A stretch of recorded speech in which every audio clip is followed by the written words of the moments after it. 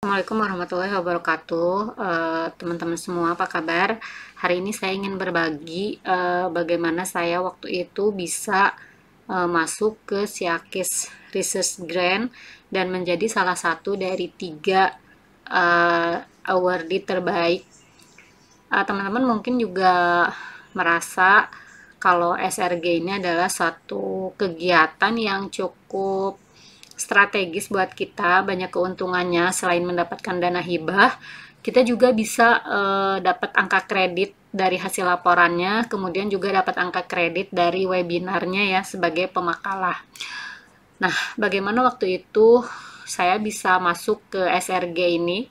Jadi waktu tahun 2019 tuh saya dapat SRG dan menjadi salah satu awardee dari 3 awardee yang terbaik dan menjadi pemateri di seminar berikutnya ya. Nah, bagaimana sih bisa mendapatkan SRG di tahun itu? Jadi menurut saya ya belum tentu ini benar atau baik atau cocok gitu untuk teman-teman semua, tapi berdasarkan pengalaman saya dalam mengajukan berbagai penelitian, hibah penelitian, ada 3 jenis proposal. Yang pertama, kalau idenya tuh baik, tapi kita kurang baik dalam menggambarkan ide itu ke dalam tulisan. Kedua, tulisan kita tuh baik, sudah mengikuti kaidah ilmiah, tapi idenya itu kurang gitu, tidak kurang baik, artinya tuh kurang sesuai dengan yang diharapkan atau requirement dari si penelitiannya tersebut. Dan yang ketiga, idenya baik dan kita juga menggambarkannya itu dalam tulisan tuh baik juga gitu. Nah, biasanya yang diterima itu adalah yang ketiga ini, idenya baik, digambarkan di dalam tulisannya juga baik. Nah, bagaimana sih untuk mendapatkan ide baik dan tulisan yang baik ini? Berikut gambaran singkatnya ya.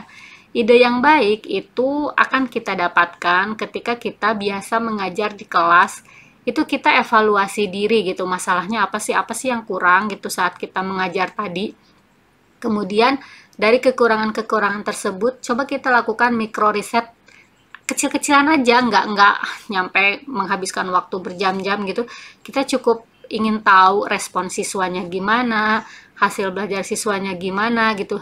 Kecil-kecilan aja, karena kita kan teman-teman juga sama mungkin sebagai guru tuh kadang-kadang suka habis waktu gitu untuk mempersiapkan segala sesuatu gitu kan. Jadi untuk riset-riset ini juga kita lakukan dari mikro riset dulu, apakah melalui pertanyaan, ngerti nggak gitu. Tapi mungkin kan kalau di zaman pandemi seperti ini, pertanyaan-pertanyaan itu bisa juga diwujudkan dalam bentuk kuis interaktif gitu ya. Coba kita lakukan mikro-mikro riset itu untuk mencari permasalahan dan kira-kira apa ya solusinya gitu. Kemudian yang ketiga, biasakan lihat tema penelitian. Tema penelitiannya tuh apa sih? Kalau SRG, nah tahun 2019 waktu itu saya temanya adalah STEM. Jadi ya kita coba bikin proposal penelitian tentang STEM.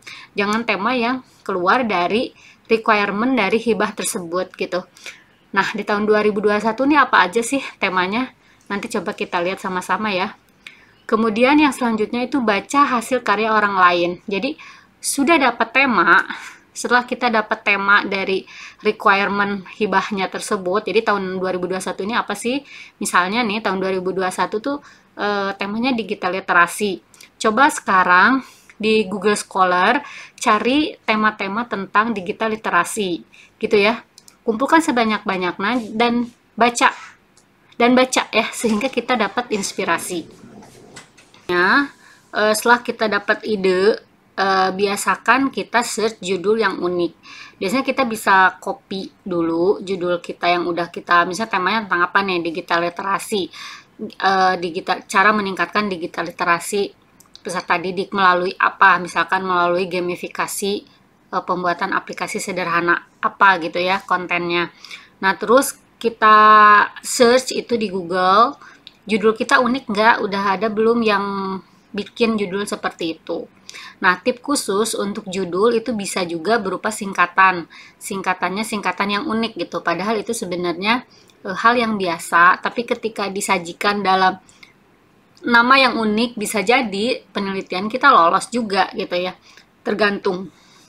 Nah, selain ide yang baik, tulisannya juga harus baik. Tulisan yang baik itu cirinya apa? Yang pertama adalah banyak referensi. Nah, saya juga ini sebenarnya nih bagaimana cara menulis yang baik tuh belum terlalu bisa ya. Tapi alhamdulillahnya karena kita tuh guru banyak, kalau untuk guru tuh biasanya banyak pengecualian, bukan banyak pengecualian sih, banyak keistimewaan gitu. Jadi ketika referensi yang kita gunakan tuh sedikit, masih aja proposal kita tuh lolos. Tapi semakin banyak referensi itu semakin baik tulisan kita ya. Kemudian yang kedua, tidak ada plagiasi. Nah, usahakan yang kita tulis adalah hasil review atau hasil kata-kata kita sendiri ya. Kalaupun kita mencuplik itu boleh aja, tapi cantumkan sumbernya. Dan kalau bisa ketika mencuplik tuh jangan terlalu banyak ya. Maksimum tuh 30% lah ya kita mencuplik. Tapi sih lebih sedikit lebih baik ya.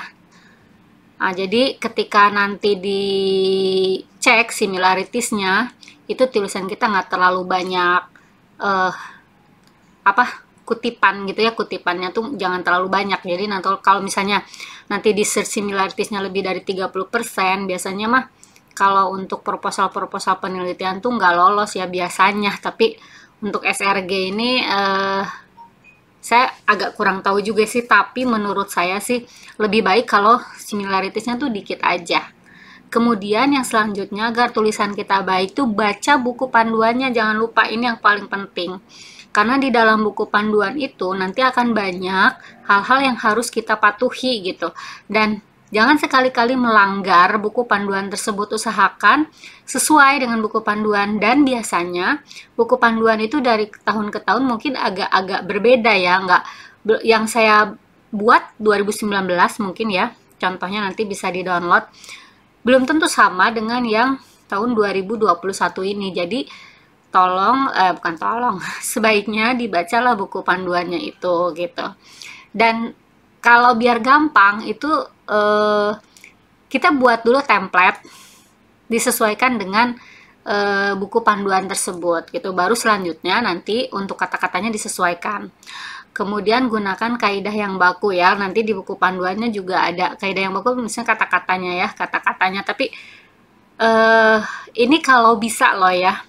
Tapi sih kalau udah rezekinya mah mungkin yang kita bisa juga lolos gitu. Jadi tergantung sejauh mana keunikan dari penelitian yang akan kita lakukan. Dan teman-teman juga jangan khawatir, nanti ketika kita udah masuk di SRG-nya itu kita dapat pembimbingan juga dari para ahli gitu ya. Jadi semakin kita sering mengikuti suatu event itu semakin kita tahu banyak karena kita mendapatkan pelatihan. Jadi inilah yang saya sebutkan tadi, sebagai guru kita punya banyak keistimewaan. Jadi selain kita dikasih dana penelitiannya, kita juga nanti mendapatkan panduan bagaimana cara menulis yang baik gitu, bagaimana cara mengutipnya, kemudian juga apa-apa aja yang salah di proposal dan laporan kita. Bahkan pada saat saya waktu itu menjadi 3 terbaik ya, jadi dari 50 orang itu kan dipilih 3 yang terbaik. Nah, itu masih banyak aja nih isi dari laporan kita tuh yang salah-salah, dan itu sih wajar-wajar aja, jangan takut untuk salah, yang penting mencoba dulu. Oke ya, dari buku panduan itu nanti ada format-formatnya, tadi jangan lupa dipatuhi format-format tersebut. Kemudian yang terakhir adalah sesuaikan requirement-nya, seperti yang tadi saya bilang, jangan mengambil tema yang di luar dari requirement yang diharapkan oleh SEAKIS ya. Itu makanya kita harus baca buku panduannya. Baik ya, sekarang gimana sih SRG 21? Kita coba lihat di buku panduannya ya. Nah, tema-tema di SRG 21 itu yang pertama ada literasi dan keterampilan digital. Kita lihat di sini penelitiannya tuh tentang apa sih sebenarnya? Kalau keterampilan, nah kita lihat di situ kan ada spesifikasinya ya, ada keterampilan teknis seperti coding, robotik, AI, kecerdasan buatan ya atau AI, multimedia, software, designing, spreadsheet, 3D printing. Nah, sedangkan literasi digital meliputi kemampuan pemecahan masalah, berpikir kritis, analitis, dan kreatif. Kalau teman-teman mau ngambil tema ini, berarti teman-teman sesuaikan mau yang mana, pilih salah satu aja. Misalkan mau meningkatkan keterampilan berpikir kritis, itu kan boleh. Atau meningkatkan keterampilan analitis, atau meningkatkan kreativitas pada ranah digital. Nah, idenya apa ya? Ada nggak sih yang mudah? Ada gitu kan. Pengalaman saya di kemarin, yang guru apa tuh kemarin, guru dedikatif ya, yang saya salah tuh upload, yang saya salah ikutan. Itu kan saya cuman bikin Google Site aja kan, tapi Google Site-nya itu didesain bagaimana agar siswa itu bisa berkolaborasi di situ. Jadi di situ juga meningkatkan keterampilan kreativitas gitu. Jadi kadang-kadang sesuatu yang kita anggap sederhana itu ketika kita tuangkan dalam tulisan yang baik, itu bisa jadi sesuatu yang menarik gitu untuk orang lain baca. Atau apa ya, misalkan untuk digital skill misalnya, coba kita bikin keterampilan teknisnya untuk anak-anak itu coding block misalnya. Coding block itu bisa menggunakan Scratch, itu kan cukup sederhana. Teman-teman juga bisa pelajari bagaimana sih menggunakan Scratch gitu untuk meningkatkan keterampilan anak-anak dalam pemrograman dengan menggunakan blok digital. Kalau 3D printing kayaknya agak susah ya, karena dia harus ngeprint. Tapi kalau misalkan cuman softwarenya aja sih mungkin bisa ya, seperti misalkan augmented reality dan lain-lain, itu bisa juga sih diajarkan. Nah, yang sederhana juga ini ada spreadsheet. Spreadsheet itu kan aplikasi online ya. Dia bisa juga meningkatkan kolaborasi peserta didik. Itu juga bisa patut juga dicoba ya. Tergantung kita menyajikan menjadi sebuah bahasa yang unik dan belum dilakukan oleh orang banyak gitu kan. Seperti misalnya menggunakan Google Site agar siswa itu bisa berkolaborasi satu sama lain, agar bisa bekerja sama. Nah, pertanyaannya gimana kita bisa tahu bahwa siswa tersebut dalam satu kelompok itu semuanya bekerja sama. Itu juga sesuatu yang unik.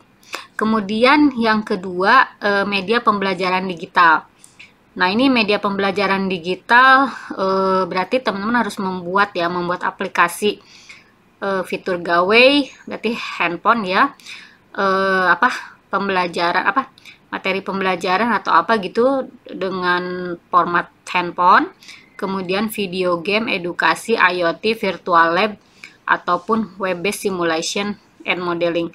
Nah, ini sebenarnya teman-teman kalau baca simulation, modeling, itu kan kayaknya susah gitu bikinnya. Fitur gawai, aplikasi ponsel, itu kayaknya susah gitu kan. Padahal enggak juga gitu. Bisa juga sih kita bikin dari aplikasi-aplikasi online yang gratis, dan bikinnya itu hanya drag and drop aja.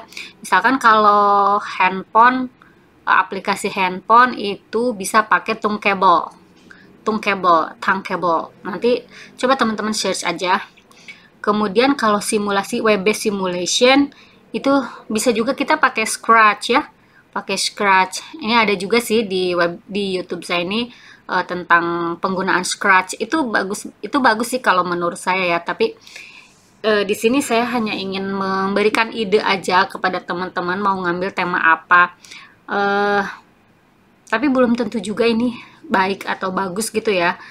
Tergantung dari penyajian teman-teman, dan ini saya cuman berbagi aja, belum tentu cocok juga dengan teman-teman. Dan ya kalau misalkan merasa ada betulnya atau ada manfaatnya ya silakan diikuti. Tapi kalau misalnya nggak sesuai gitu, ngarang-ngarang aja gitu ya, itu terserah teman-teman semua ya. Kemudian yang ketiga ada cyber STEM. Nah, kita lihat ya, cyber STEM itu apa sih? Coba ya kita lihat, cyber STEM itu adalah penelitian dalam pembelajaran sains dengan pendekatan STEM. Karakteristiknya yaitu EDP. Jadi ini masih sama dengan yang kemarin saya bikin di tahun 2019 ya, tentang pembelajaran STEM atau design thinking yang diterapkan dalam model-model seperti PJBL maupun 5E dan berbantuan digital untuk mendukung kelas daring. Jadi kalau zaman dulu saya tuh STEM-nya itu kan tatap muka ya. Nah, kalau sekarang tuh harus pembelajarannya daring. Gimana sih melaksanakan pendekatan STEM dalam pembelajaran daring? Bisa nggak? Terus bagaimana mungkin kita harus tahu siswanya itu benar-benar melaksanakan EDP-nya itu. Nah, ini juga sesuatu yang sangat menantang ya. Bagaimana sih STEM itu bisa dilaksanakan dalam pembelajaran daring? Kemudian yang selanjutnya temanya itu ada computational thinking. Nah, ini juga computational thinking tuh sesuatu yang cukup baru juga ya buat saya sih. Kalau teman-teman mungkin udah banyak yang tahu. Computational thinking metode step-stepnya ada abstraction, algorithm design, decomposition, dan pattern recognition. Teman-teman juga bisa ambil. Oh ya, computational thinking tuh dia itu bisa merupakan suatu pendekatan pembelajaran, tapi juga dia bisa menjadi salah satu keterampilan yang harus dimiliki oleh peserta didik ya. Kemudian selanjutnya itu adalah pembelajaran sains di masa pandemi. Nah, ini mungkin lebih ke kitaan gitu ya, lebih ke kitaan karena kan kita sehari-hari mengajar sains ya di masa pandemi ini. Nah, mungkin ini bisa juga kita coba aja nih tuliskan bagaimana sehari-hari kita mengajar gitu. Misalnya nih, kalau saya pada saat sehari-hari itu biasanya menggunakan Google Slide dan YouTube gitu ya. Kemudian nanti sinkronusnya itu ada Google Meet. Tapi kan pasti pada saat kita mengajar itu kita menggunakan metode tertentu, pasti kita menggunakan model tertentu kan.